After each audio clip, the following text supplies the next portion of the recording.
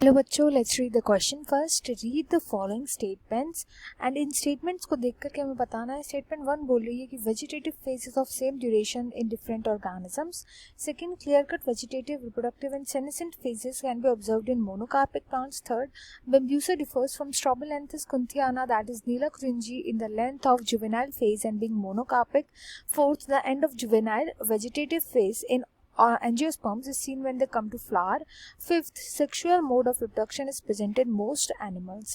Which of the above statement is or are incorrect? हमें बताना है इनमें से ऐसी कौन सी स्टेटमेंट्स है जो इनकरेक्ट स्टेटमेंट्स है. तो यहाँ पे की कॉन्सेप्ट यूज किया जाएगा रिप्रोडक्शन इन ऑर्गेनिजम्स का. रिप्रोडक्शन इन ऑर्गेनिजम्स सबसे पहला स्टेटमेंट है. सबसे पहले स्टेटमेंट बोलो कि वेजिटेटिव फेज जो होता है वो सेम ड्यूरेशन का होता है डिफरेंट ऑर्गेनिज्म में. देखो, वेजिटेटिव स्टेज होता क्या है? वेजिटेटिव स्टेज का मतलब होता है कि प्लांट अपने अंदर के जितने भी पार्ट्स होते हैं, पार्ट ऑफ प्लांट्स, उनको ग्रो करता है. तो वेजिटेटिव स्टेट होता है या वेजिटेटिव फेज होता है जिसके अंदर नॉर्मल रूट, शूट, इन सब का डेवलपमेंट होता है, लीव्स, इन सब चीज़ों का डेवलपमेंट होता है.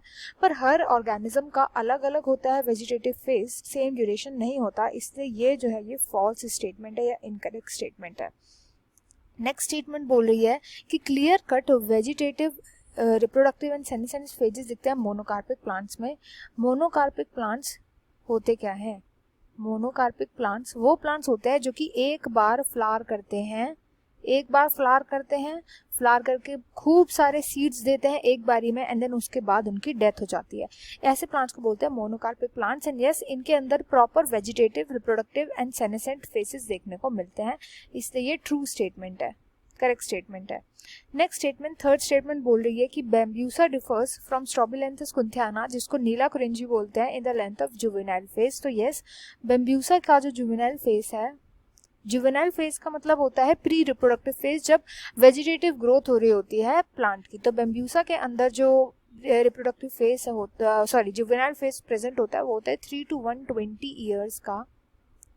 वेयर Strobilanthes की बात करें, Strobilanthes kunthiana की अगर हम बात करें तो इसके अंदर ये प्रेजेंट होता है 8 to 16 ईयर्स का. तो ये दोनों तो डिफरेंट होते हैं. बट ये बोल रहा है कि बीइंग मोनोकार्पिक ये डिफर करता है Bambusa के. केवल Bambusa को यहाँ पे मोनोकार्पिक बोला गया है, जबकि ये दोनों के दोनों ही मोनोकार्पिक होते हैं. इसलिए थर्ड स्टेटमेंट जो है वो इनकरेक्ट या फिर फॉल्स स्टेटमेंट बोल सकते हैं. फोर्थ स्टेटमेंट बोल रही है कि जुवेनाइल या वेजिटेटिव फेज का जब एंड होता है, इसका मतलब होता है कि अब फ्लावरिंग हो रहा है. तो यस, जुवेनाइल या फिर वेजिटेटिव फेज के बाद जो फेज आता है वो होता है reproductive phase. And reproductive phase का हमें पता कैसे चलता है कि प्लांट जो है वो फ्लावर कर देता है, क्योंकि फ्लावर्स के अंदर ही क्या प्रेजेंट होते हैं? रिप्रोडक्टिव पार्ट्स प्रेजेंट होते हैं. तो इसलिए फोर्थ स्टेटमेंट भी एकदम करेक्ट स्टेटमेंट है. लास्ट है फिफ्थ स्टेटमेंट. फिफ्थ स्टेटमेंट बोल रहा है कि सेक्सुअल मोड ऑफ रिप्रोडक्शन के मोस्ट ऑफ द एनिमल्स में प्रेजेंट होता है. एंड ये भी ट्रू स्टेटमेंट है.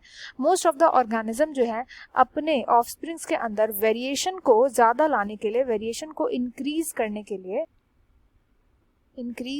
के लिए सेक्सुअली रिप्रोड्यूस करते हैं. तो इनके अंदर सेक्सुअल रिप्रोडक्शन देखने को मिलता है. इसलिए स्टेटमेंट भी करेक्ट है.